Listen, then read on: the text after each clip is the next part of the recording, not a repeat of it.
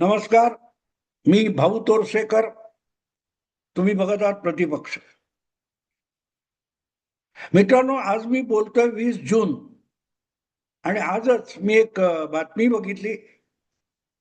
देशाचे गृहमंत्री, ज्यांना भाजपचे चाणक्य वगैरे म्हटलं जातं, आत्ता ज्यांनी बंगाल आणि त्याच्या आधी बिहार भाजपला जिंकून दिला, ते अमित शहा हे महाराष्ट्राच्या धावत्या दौऱ्यावर आले होते. आणि ते कोल्हापूरला आले होते. कोल्हापूरला त्यांनी नेमकं कुठच्या काही संस्थांचे कार्यक्रम असतील ते केले, पण त्यामध्ये सहकार विषयक काही संस्था किंवा काहीतरी असल्याचं मला आठवतं. आणि तिथे माझ्या डोक्यात एक गोष्ट लक्षात आली की महाराष्ट्रामध्ये या गुजराती नेत्याने येऊन एवढा धुमाकूळ घातला आणि बघता बघता भरभक्कम असलेला काँग्रेसचा, राष्ट्रवादीचा, महाराष्ट्राचा बालेकिल्ला हा उद्ध्वस्त करून टाकला. तर तो का केला असेल, कसा केला असेल, हा विषय माझ्या डोक्यात शिरला. कोल्हापूर हे सहकारी संस्थांचं अक्षरशः आगर आहे. सूतगिरण्या असतील, दूध संघ असतील, सहकारी काय त्या पतपेढ्या असतील, बँका असतील, सहकारी साखर कारखाने असतील, सहकारी संस्थांचं अक्षरशः आगर आहे कोल्हापूर. आणि अशा ठिकाणी अमित शहा आले होते. ते सुद्धा अशाच काही संस्थांच्या कार्यक्रमासाठी आले होते. आणि अर्थातच कोल्हापूरची महालक्ष्मी हे त्यांचं एक आराध्य दैवत आहे.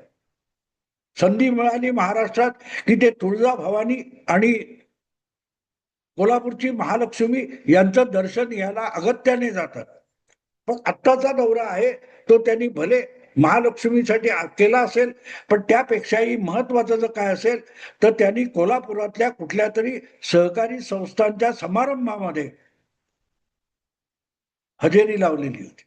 आणि तिथे हा विषय माझ्या डोक्यात घुसला की अमित शहानी महाराष्ट्रातल्या काँग्रेसच्या आणि राष्ट्रवादीच्या काय त्या वर्चस्वाला, साम्राज्याला सुरुंग लावला असेल. तो सुरुंग जिथे लावलाय ते क्षेत्र राजकीय नाहीये, ते क्षेत्र सहकार क्षेत्र आहे. महाराष्ट्र हे देशातलं काँग्रेसचा पकड सैल ठरलेलं शेवटचं राज्य. 1967 पासून देशाच्या अनेक राज्यामध्ये बघता बघता काँग्रेस ढासळून पडत गेली. भले अधूनमधून इंदिरा गांधी किंवा राजीव गांधी यांना प्रचंड बहुमत मिळालं असेल, किंवा इंदिरा हत्या आणि इतर कारणांनी काँग्रेसला महाराष्ट्राच्या विधानसभेत सातत्याने बहुमत मिळालं असेल, प्रचंड बहुमताने सत्ता आली असेल,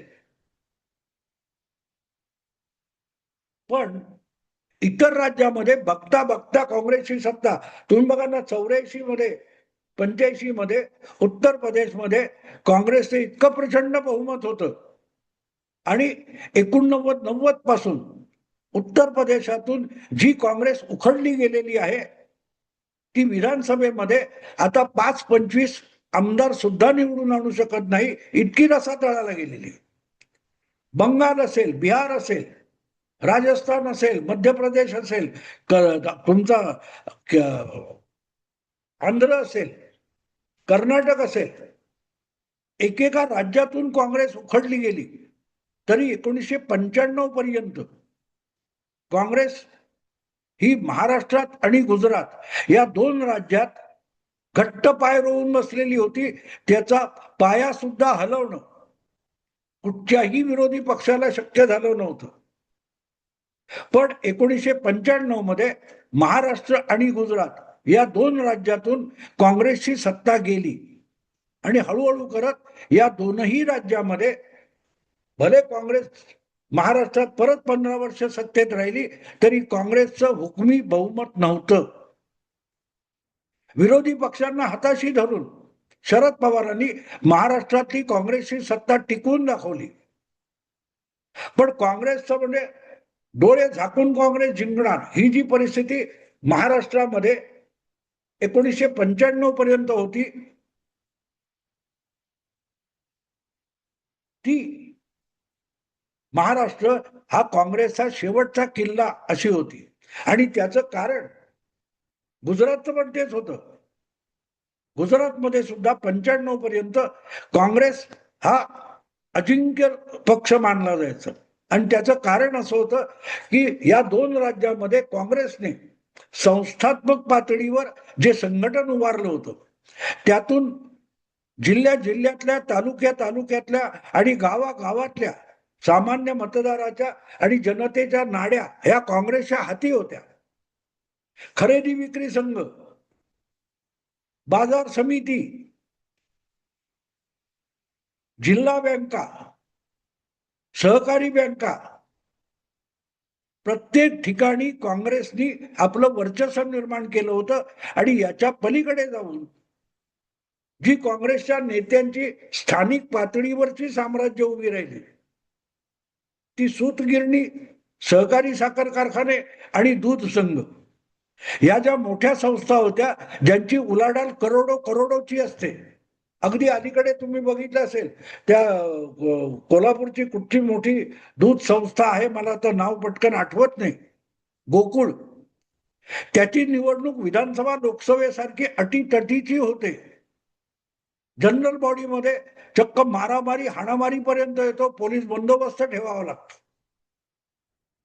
पुढे लोकसभा विधानसभेच्या निवडणुकीपेक्षा अत्यंत आक्रमक पद्धतीने लढवली जाणारी गोकुळ ही दूध विक्री संघाची संस्था आहे. पुण्यात तसंच काय ते कात्रज वगैरे आहे. पण सांगायचा हेतू असा की काँग्रेसचं जे महाराष्ट्रातलं नेटवर्क होतं ते पक्षीय आणि राजकीय असण्यापेक्षा महाराष्ट्रातलं काँग्रेसचं जे साम्राज्य होतं ते सहकार साम्राज्य होतं. सहकार महर्षी, साखर सम्राट अशा बिरुदावल्या अनेक काँग्रेस नेत्यांना दीर्घकाळ लागलेल्या आहेत. आणि हे साम्राज्य बघता बघता गेल्या 15-20 वर्षात फार उलथून पडलेलं आहे.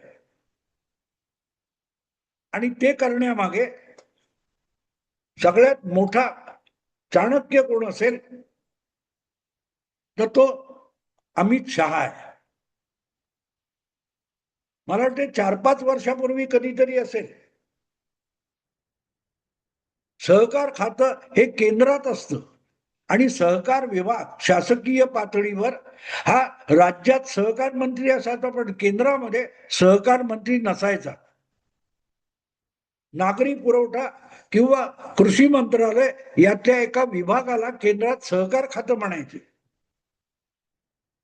आणि त्यामुळे केंद्रात कितीही सत्ता बदल झाला आणि महाराष्ट्रात सुद्धा राज्यात सत्ता बदल झाला तरी काँग्रेसचं वर्चस्व राहिलं, काँग्रेस प्रणित नेत्यांचं वर्चस्व राहिलं. याचं कारण तिथले साखर कारखाने आणि या सहकारी संस्था यांच्या हातामध्ये सगळ्या आसपासच्या परिसरातल्या जनतेच्या आणि लोकसंख्येच्या नाड्या आखडलेल्या असायचं. आणि 5-6 वर्षापूर्वी जेव्हा पहिल्यांदा केंद्रामध्ये सहकार खातं बनवण्यात आलं आणि ते गृहमंत्री असलेल्या अमित शहाकडे सोपवण्यात आलं, तेव्हाच एक गोष्ट स्पष्ट झाली की आता महाराष्ट्रातली काँग्रेसची सद्दी संपेल. गेल्या विधानसभा निवडणुकीमध्ये काँग्रेस पक्ष 16 आणि शरद पवारांचा पक्ष अवघा 10 आमदारांपर्यंत घसरला. ज्यांनी महाराष्ट्रामध्ये 200 पेक्षा अधिक आमदार सातत्याने प्रत्येक विधानसभेत निवडून आणले, त्या काँग्रेस पक्षाची आणि काँग्रेस मधून बाजूला झालेल्या राष्ट्रवादी काँग्रेस पक्षाची झाली. याचं सगळ्यात मोठं कारण काय असेल तर त्यांची सगळी सत्ता ज्या सहकार क्षेत्रामध्ये केंद्रित झालेली होती ती अमित शहानी खिळखिळी करून टाकली. अमित शहा हे गृहमंत्री असतील, गुजरातमध्ये गृहमंत्री असतील, पण अमित शहानी सगळ्यात मोठं काम गुजरातमध्ये केलं असेल तर ते सहकार क्षेत्रामध्ये केलं होतं. आणि एक प्रकारे गुजरातमध्ये सुद्धा जे सहकार क्षेत्र आहे त्या सहकार क्षेत्रामध्ये काँग्रेसचं कायम वर्चस्व राहिलं.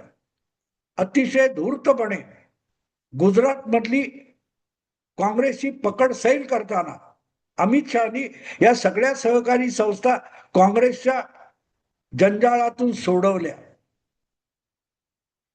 काँग्रेसचं राजकारण ज्या सहकार क्षेत्रावर पोचलं जात होतं आणि सामान्य जनतेच्या नाड्या आखडून त्यांचंच शोषण करत होते आणि त्यांच्यावरच राज्य करत होते, त्या सगळ्या गुलामीतून गुजरातला बाहेर काढण्याचं, काँग्रेसच्या गुलामीतून गुजरातला बाहेर काढण्याचं काम करण्यात अमित शहानी पुढाकार घेतला होता.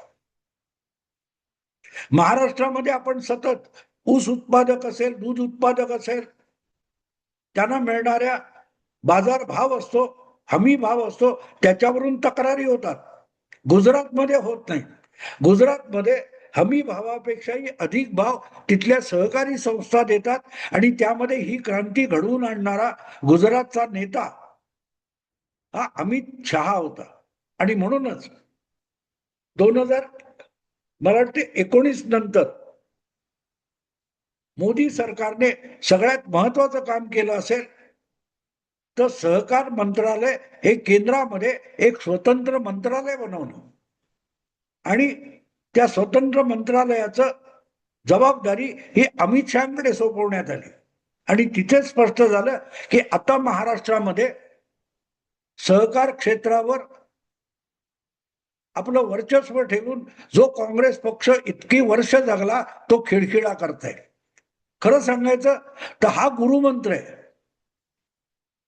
अमित शहानी बाळासाहेब ठाकरेंकडून गुरुमंत्र घेतला असं म्हणायला हरकत नाही.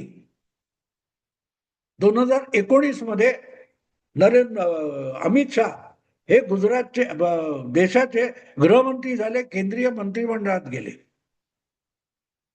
त्याच्या तब्बल किती होतात बघा, जवळजवळ 24 वर्षापूर्वी महाराष्ट्रामध्ये सत्तांतर झालं. गुजरातमध्ये केशुभाई पटेल भाजपचे मुख्यमंत्री झाले. महाराष्ट्रात मनोहर जोशी शिवसेनेचे मुख्यमंत्री झाले. त्यानंतर मला वाटते कधीतरी दसरा मेळाव्यामध्ये किंवा वर्षभरानंतर शिवाजी पार्कच्या एका मेळाव्यामध्ये बाळासाहेब ठाकरेंनी हा गुरुमंत्र दिला होता, जो जवळजवळ 20 वर्षांनंतर अमित शहानी अंमलात आणला.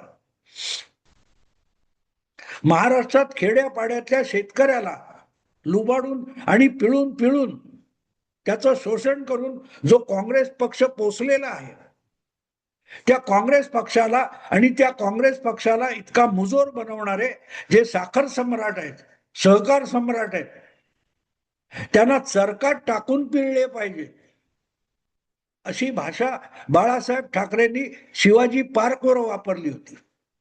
जोपर्यंत काँग्रेस पक्षाला आणि त्याच्या नेत्यांना चरकात टाकून पिळून काढलं जात नाही, यांच्या सगळ्या सहकारी संस्था भ्रष्टाचारात इतक्या माजलेल्या आहेत की त्यांना चरकात टाकून उसासारख्या चिरडून काढल्या पाहिजेत, पिळून काढल्या पाहिजेत, अशी भाषा बाळासाहेबांनी वापरली होती. सहकार क्षेत्रातली मक्तेदारी कशी की प्रत्येक सहकार क्षेत्राला एक भूभाग आखून दिलेला होता आणि त्या क्षेत्रामध्ये, त्या गावामध्ये जो ऊस पिकेल तो सक्तीने त्याच एखाद्या कारखान्याला घालायचा. दुसऱ्या कारखान्याला ऊस विकण्याची मोकळी उत्पादक शेतकऱ्याला नव्हती. तो कारखाना देईल ती किंमत घेणं शेतकऱ्याला भाग होतं, ऊस उत्पादकाला. ही जी सीमाबंदी होती त्यातून हे साखर कारखानदार मुजोर झाले होते आणि त्यामुळे त्या पिळल्या जाणाऱ्या सामान्य ऊस उत्पादक शेतकऱ्याला त्यातून मुक्त करण्यासाठी ही जी सीमाबंदी आहे ऊस उत्पादकासाठी साखर कारखान्यांची, ती काढून टाका, हा आग्रह बाळासाहेबांनी धरला होता. आणि बाळासाहेबांच्या आग्रहामुळे महाराष्ट्रात कारखान्यांची आपल्या क्षेत्रातल्या ऊसावर असलेली मक्तेदारी संपली. शेतकऱ्याला जिथे चांगला भाव मिळेल त्या कारखान्यात त्याने जाऊन ऊस विकावा, त्या कारखान्याला घालावा. ही दुरुस्ती ही बाळासाहेब ठाकरेंनी करून घेतली होती. आणि त्याबद्दल ह्या ऊस उत्पादकांचे नेते असलेले राजू शेट्टी यांनी अनेकदा खुलासा केलेला आहे की बाळासाहेबांच्या त्या भूमिकेमुळे ऊस उत्पादक एका गुलामीतून मोकळा झाला. हे राजू शेट्टींनी अनेकदा सांगितलेले.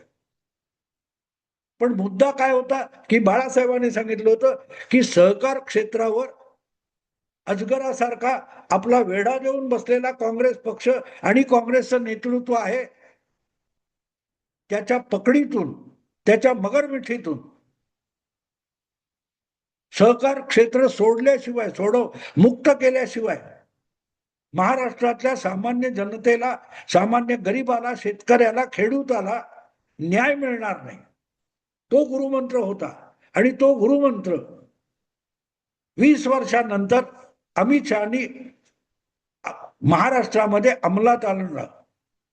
आज सहकार खात्याचं सगळी जी पकड होती ती अमित शहानी खिळखिळी करून टाकली गेल्या 4-5 वर्षामध्ये. आणि त्यामुळे बघता बघता आपल्याला वाटतं की काँग्रेसचा बालेकिल्ला असलेला महाराष्ट्र काँग्रेसच्या हातून निसटला कसा, ढासळला कसा. अमित शहानी केला यात शंका नाही. सहकार क्षेत्रामध्ये कायद्यामध्ये अनेक बदल करण्यात आले. केंद्राचा थेट हस्तक्षेप सुरू झाला आणि त्यामुळे सहकार क्षेत्राचा गुलाम झालेला सामान्य महाराष्ट्रातला खेडूत, गावकरी, शेतकरी हा त्यातून मुक्त व्हायला लागला. पण कल्पना कोणाची होती, गुरुमंत्र कोणाचा होता? बाळासाहेबांचा होता.